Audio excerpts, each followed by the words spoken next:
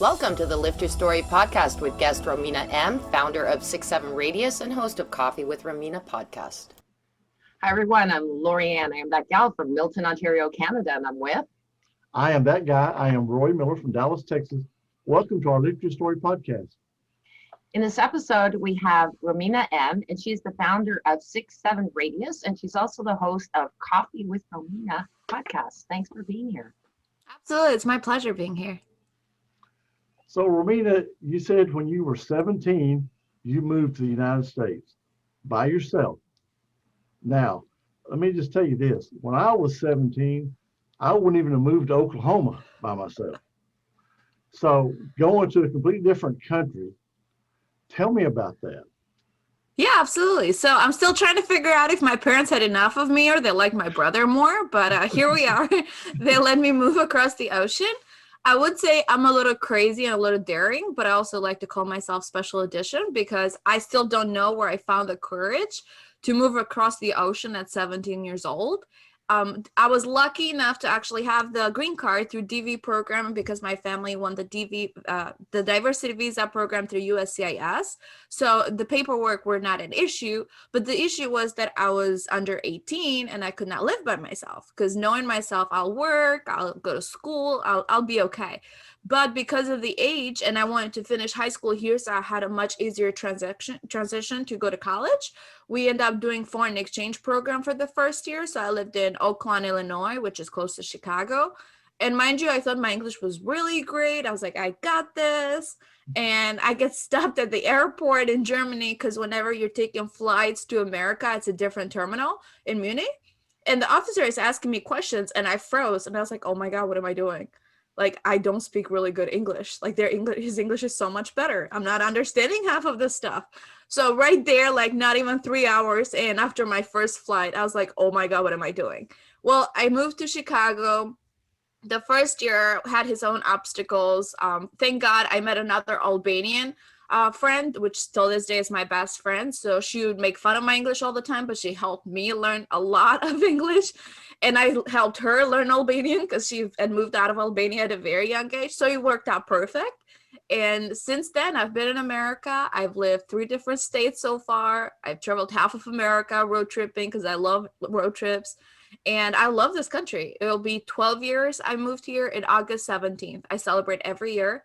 It's like an American anniversary. Last year, I ate bacon and I listened to country music all day. This year, I still don't know what I'm going to do, but something silly every year. That's good. Bacon and country music. Perfect. Yeah, I put it on Facebook. I was like, you guys, what should I do? And everybody's like, eat bacon, because I'm not a real bacon fan. So like, you have to eat bacon and listen to country. I was like, okay. So that's what we did all day. Everybody likes bacon, really. See, we don't have it back home. So to me, it's still like a taste that I'm getting used to. So, it's interesting to me, and I'm going to use the word foreign countries because I'm from the U.S., right? But it's amazing to me that most foreign countries, people speak at least their native language and English. Yeah, I speak like 4 languages. Right. And here, we're lucky if we can speak English. You know, I mean, it's just crazy that the difference in the cultures of their native language and, like you say, English, maybe 2 other languages, whatever. But you said you didn't think you thought you spoke good English till you got here. Yes, and I also learned British English. Oh, okay. And I remember one time I was at McDonald's. I was like, may I please have a bottle of water? And the guy's like, a bottle of water? Yeah, sure. I was like, what? I was like, a bottle of water. And he's like, yeah, I got you. Bottle of water, here. I was like, what just happened? I was like, I need help. But also, you got to think something to kind of go back to the languages. And I was camping this weekend and I had this conversation with a lot of my friends too, is back home in Albania, for instance, in high school, we have 15 classes per semester, which every day is a different schedule compared to America, that each semester, for example, you have the same schedule. And our brain is stimulated to learn a lot more. And we're talking about, science classes, history, like everything under this. It's pretty much like an AA. like having an associate degree. Pretty much that's the best, the best description I can get for it. So you get a high school degree and associates once you finish high school in Albania. And in America, it's different system. But because we have a different type of setup, we have a German setup for the education system. That's why our brain is also stimulated a lot, that it just kind of like we learn more, and we attract more information at easier times. And another thing too is pretty much every Albanian either speaks or understands Italian and Spanish, because we watched TV shows, or we didn't really have a lot of channels in Albania. So we would watch like Canale 5, Rai Uno. We would watch all the cartoons in different language. So we just had to pretty much be like, hey, what does he say? What does this mean? And learn it, because we had to understand the shows that we would want to watch. So just the way that I was raised, if you didn't understand another language, you were not cool. So you had to also. That's just, at least in my culture, that's how it worked. So immersion and peer pressure. A little bit of both, which at first you don't like it, but then you're like, oh, this is cool. Like when I grow up, like I'm cool now. Like I learned a lot. That's interesting. You're talking about the accents, because I grew up my first few years in Quebec. So, and then we went to Turkey and we went into a Parisian school, and we could understand them. They could not understand us at all. So we were basically told that if you don't get rid of your Quebec accent, then you're going to be kicked out. We needed to speak the Parisian French. But yeah, and strangely enough, we could understand them. They couldn't understand us. Yeah. I mean, people say I have an accent and I sound weird sometimes. I don't hear my accent, so we're good. See, I'm exactly like you right there. Ding, ding. See, Lorianne? Roy says, I don't have an accent. Everyone else does. Yeah. And it's funny because I tell my American friends, I tell them like, you guys are like my people. Like, I feel like we speak the same, but British English now, or like, Australian, that's an accent. But now we're in America, you guys don't have an accent for me because I'm so used to it by now. So strange. What made you decide to want to come to America? A better life, honestly. I was very young and I grew up with my parents having business their whole life, but also I went to a private school where the kids, I don't want to necessarily say like they were spoiled, but they came from high-end families, either politicians or celebrities or big business people in Albania. And I always felt like they were a little spoiled, or they found things easy to come to play. Whenever my parents, I saw them working really hard their whole life. And for me to even be able to go to their private school, like they had to work really hard for it. And my classmates, it was just like every weekend they're going to go on vacation here or do this and do that. And sometimes I felt like an outsider, and I didn't take that as offensive. I took that as, you know what, like when I have kids, I don't want my kids to feel spoiled for what they have, but I also want to build a strong foundation based on my skills and not necessarily have a generational, come through. And I decided to just take matter on my own hands and move to America, live the American dream. I've been here before. First time I visited America was in 2005. And in 2007, finally, I convinced my parents to move here by myself. So waiting through the process, I moved here and I never looked back. I always play the burning the boat strategy. Like it's no way back, no matter how lonely or no matter how homesick I got. I used to have a teddy bear to like hug all the time. It was like my little brother. I decided to never look back. And that's what kept me here. And I'm like, this is my new house. Like Albania, I love it. I will never deny it. I'm Albanian. But America is my new house. So I have to make my life work here. That was my biggest thing why I moved here. And your parents supported you in that, right? Absolutely. So the first year, they were great support financially because I couldn't work even though I had green card because I did the program. I wasn't allowed to work. And I was trying to talk to my host mom, like, hey, can we like not tell the people, the program? She's like, no, Romina. She's like, you cannot risk it. She's like, if you get caught, like you would be kicked out of the program and you cannot do that. So the first year, they helped me extremely a lot financially. It was a lot of emotional support too. Like I would email with my mom every day, like long emails, like we never talked that much before. But then after that, I just worked here. I went to school and I've been, handling life by myself since then. So the first year, absolutely, they helped a lot. There was no way I could make it without them. When you first came, how were you received? How were you treated by the people here? So it's funny that you asked that because I went to Chicago a couple years ago and I met like high school friends and they're like, "Oh, you're actually nice." And I was like, "What?" They're like, "Well, you barely talked, so you're actually a nice person." And I was like, "Guys, my English was broke." Like that's why I didn't talk. But I did have some specific people that made it hard for me. Like I had to change host families within the first 2 weeks because I was here. The first family had a lot of issues. Police got involved. Like they had to turn the house upside down pretty much to check everything. And I was Skyping my mom and you could literally see like 6 cops walking in. My mom is freaking out. Long story short, the parents were divorced and the kids want to go with mom instead of dad. So they made rumors about dad. Police was involved. So that was fun. And then my freshman year college, I had to actually get police involved too because somebody decided to make, Facebook posts about me saying I was doing X, Y, Z because my last name, which is a Muslim last name. So that was not very well either. So I do have stories here and there that definitely were like big obstacles. Like a lot of high emotions were running through me at the time.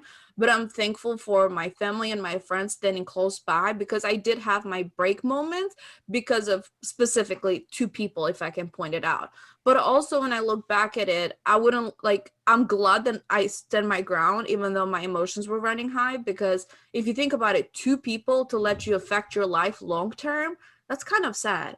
Like you have such a happy and such a beautiful life ahead of you that just stay close with your friends. And no matter how sad or upset you are, just sometimes like bite your tongue and stay at the corner and relax your emotions or go for a run to let the negative energy run away. So if I can say like 2 people kind of made it hard for me, but I'm here still. How old were you when that happened? I was 17 and 18. So it happened the first 2 years in a row that I was in America. First came. Mhm. Yeah, I kind of like it. You said, how can I make it this better and what can I learn from this minute? So that's kind of your philosophy, right? Absolutely. I mean, you have to think what happens to you doesn't happen to you, it happens for you.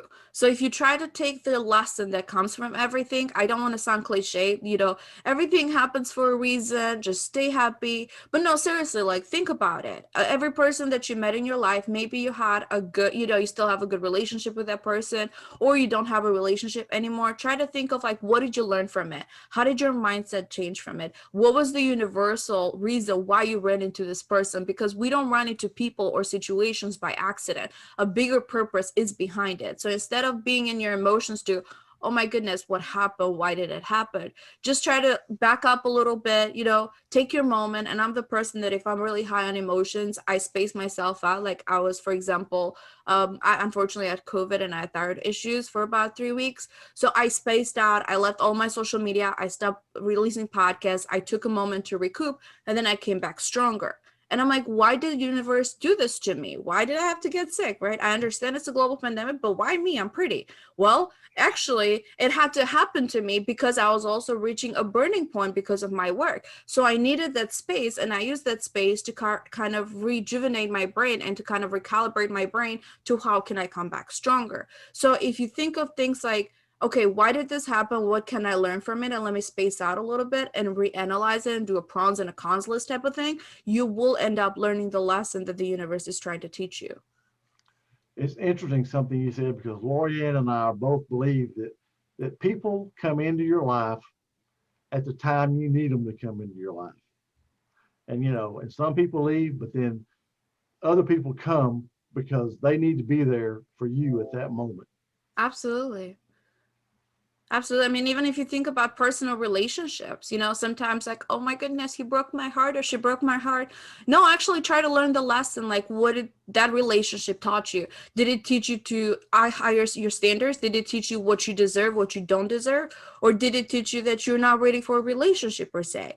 Because people, also another thing too, people tend to think things a lot emotionally, not logically. I think you should definitely align logic with emotions to be able to understand the life lesson that you're trying to get from a situation or from a person. Aligning those two is not always easy. It's it's not. I mean, I wasn't the best at it, and I'm still not the best at it because I still have my moments, but I try my best, and journaling helps a lot too. If you journal your thoughts out, no matter how negative or positive they are, or even if you're having the very rough day, if you journal at least one new thing that you're grateful for the day, even if you had the most horrible day ever under the sun, just journal one thing that you're grateful for, even the smallest thing ever. Like, I'm grateful that the coffee tasted amazing this morning. Even that small thing, that can make your day. So journaling also helps a lot too, to kind of recognize yourself more and analyze situations during the day.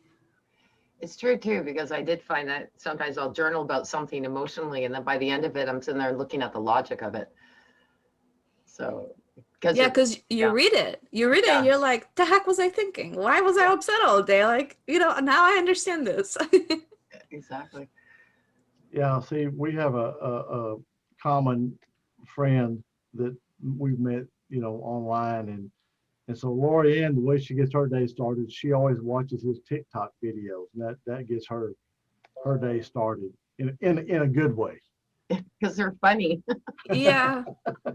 Well, yeah, and everybody has to find their thing. Like, my thing, before we even jumped in the interview, I was dancing. I start my day with my coffee and with Latin music, and I start dancing because if I listen to it, I cannot stand one way because it's so rhythmic. So, like, I'll start dancing, and then the energy is up right away. So find, like, your way to start the day, too, and you'll be, like, full of energy. Right. So tell us about 6-7 Radius. Absolutely. So 6-7 Radius, it actually stands for I'll watch your 6 while you shoot for your lucky number 7. So it's a partnership with me and my clients. It's not a one-way street. I definitely want to help my clients reach their sales and marketing goals. And we work with different consultants that being authors, as well as having their own consulting services and anything with content creation.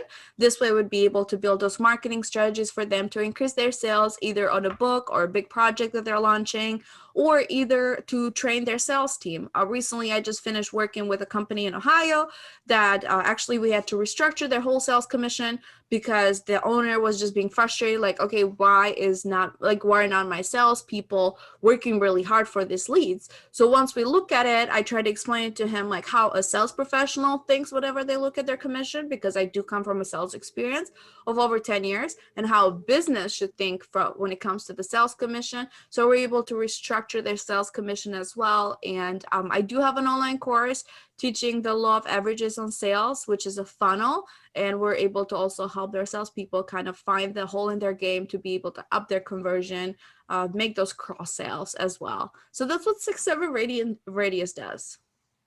Okay. That sounds pretty interesting. Helping people in their sales, because it just reminds me of I was on a jury duty one time, and this guy was selling new telephone systems, and he sold to Motel 6, all their motels. And I mean, it was some gigantic commission. And he was about halfway through the installation of them, and he got fired. And the guy didn't want to pay him his commission, so they went to court. But anyway, to make a long story short, that's when you said that, it made me think of this right away, because the salesman was expecting X commission and the company didn't want to pay the commissions. So that hit right home when you said that about restructuring from both sides.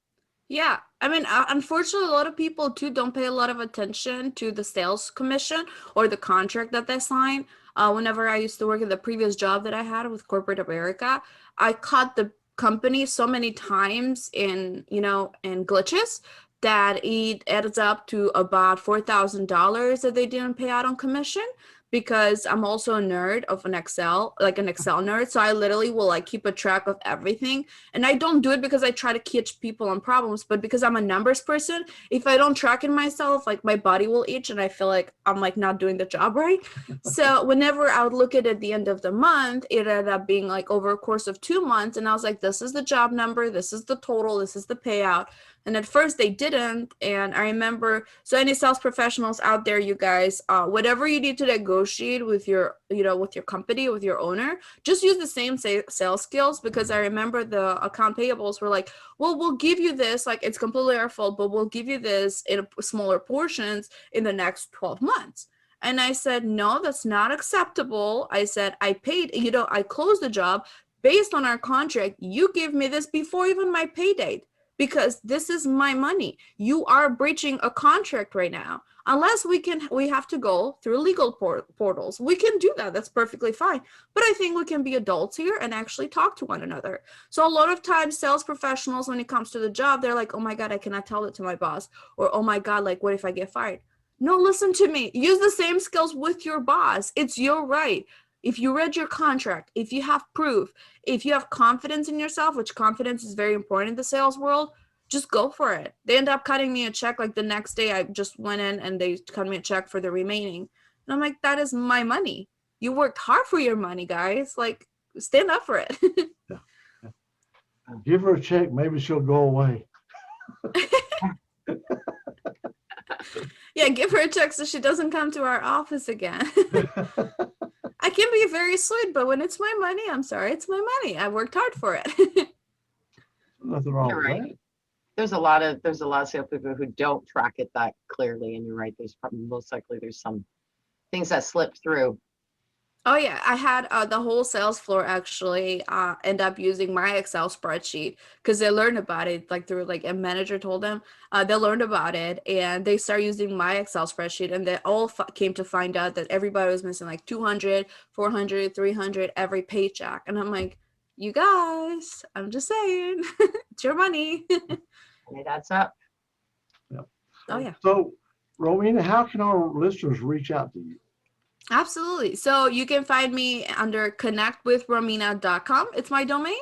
Or you can connect with me in any social under Connect with Romina. So on Instagram, on Facebook, on LinkedIn, it would be my full name, Romina Muhametaj. I know you guys, it's a weird last name. But if you just go to connectwithromina.com, every hyperlink will be there. More information on me will be there, the podcast and everything. Great. Great. Thank you so much. It was very interesting. Really appreciate Yes. the time. Absolutely. It was my pleasure. Appreciate you being our guest. Absolutely. Take care. All right. Thank you. Thank you. Bye-bye. Thank you for listening to this episode. Be sure to visit us at lifterstory.com.